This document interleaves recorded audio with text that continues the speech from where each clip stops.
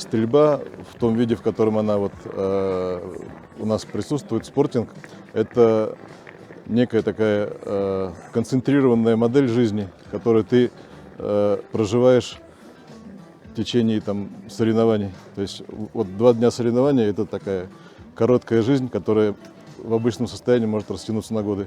Это умение собираться, владеть собой, концентрироваться, побеждать себя в первую очередь. То есть это все, что нужно для обычного человека, тем более для мужчины.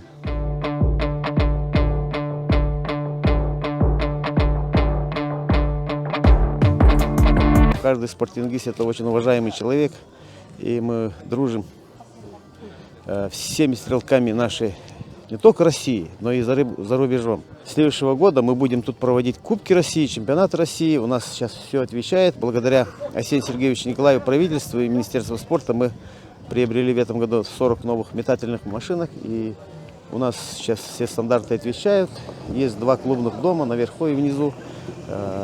Хорошая кухня. И не только стрелки, но и простые люди могут приехать тут к нам отдыхать.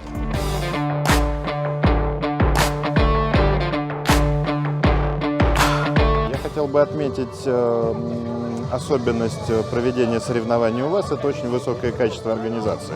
Продуманное отношение к людям, продуманное отношение к оснащению площадок, продуманное отношение к встрече гостей, к размещению гостей. Вы знаете, это, наверное, одна из самых сильных особенностей, которые в Якутии есть.